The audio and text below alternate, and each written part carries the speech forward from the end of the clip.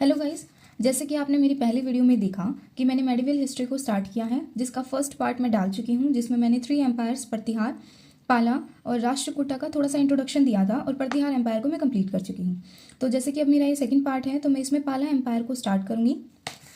अब आप पाला एम्पायर को आप मैप में देख सकते हो कि पाला एम्पायर जो है उसने ईस्टर्न इंडिया जो है उस वो वाला एरिया ऑक्यूपाई कर रखा है और पाला एम्पायर ने लगभग 100 साल तक रूल किया है, middle of the 8th century से middle of the 9th century तक।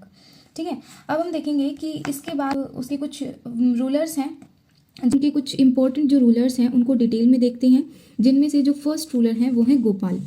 अब गोपाल के बारे में ज़्यादा कुछ इन्फॉर्मेशन तो हमें नहीं मिलती, लेकिन जितनी भी इन्फॉर्मेशन हमें मिलती है वो उनके बेटे के द्वारा यानी धर्मपाल के द्वारा जो कालमपुरी कॉपर प्लेट इंस्क्रिप्शन इशू करवाया गया है उसी के अंदर से हमें उनके बारे में कुछ इन्फॉर्मेशन देखने को मिलती है। ठीक है। इसी इंस्क्रिप्शन से हमें पता चलता है कि जो गोपाल हैं उन्होंने बिहार में ओदंतपुरी मोनेस्ट्री को भी एस्टेब्लिश करवाया था और ये एक बुद्धिस्ट मोनेस्ट्री है। ठीक है। फिर सबसे बड़ी बात ये है कि गोपाल ने ही इस एम्पायर को फाउंड किया था 750 सीई में। इसके बाद जो सेकंड इंपॉर्टेंट जो रूलर आया है वो था धर्मपाल।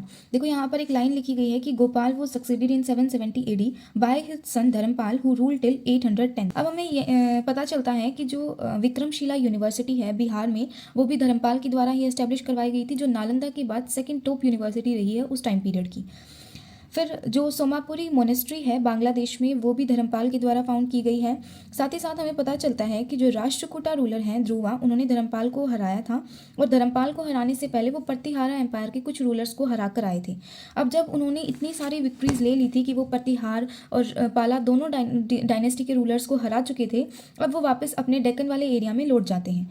उस एरिया को जिसको उन्होंने जीता है उसको धर्मपाल के लिए छोड़कर और वहाँ से निकल जाते हैं। साथ ही साथ धर्मपाल ने कन्नौज वाला एरिया जो उस टाइम पे बहुत ही पावरफुल वेल्थीएस्ट सिटी मानी जाती है उसको भी ऑक्यूपाई कर लिया था और वहाँ पर एक दरबार को हेल्ड किया, जहाँ पर उन्होंने अपने पंजाब ईस्टर्न राजस्थान के वेसल्स के साथ मीटिंग की थी। ठीक है। लेकिन धर्मपाल ने जो कन्नौज को कंट्रोल किया था वो ज़्यादा दिन तक नहीं हो पाया, क्योंकि नागभट्ट सेकंड जो प्रतिहारा रूलर हैं उन्होंने उसको उनसे छीन लिया था।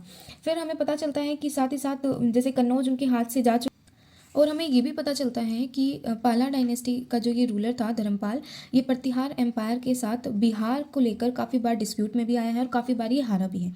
तो धर्मपाल के बाद मतलब 810 एडी के बाद जो पावरफुल रूलर आए हैं वो आए हैं देवपाल। देवपाल जो है वो धर्मपाल का ही बेटा है और उसने 810 एडी में थ्रोन को सक्सीड किया है। इस रूलर ने मतलब देवपाल ने 40 ईयर्स तक यहाँ पर रूल किया है और इसने अपनी इनकी जो टेरिटरी है उसको प्रयाग ज्योतिषपुर मतलब असम तक और कुछ उड़ीसा के पार्ट्स तक इसने अपनी जो टेरिटरी है उसको एक्सटेंड किया है। ठीक है। फिर हमें पता चलता है कि इसने वाराणसी के रीजन को भी कंट्रोल किया है। साथ ही साथ इसके सैलेंद्र डायनेस्टी जो एक बुद्धिस्ट डायनेस्टी है उनके साथ इसके डिप्लोमेटिक रिलेशंस भी रहे हैं।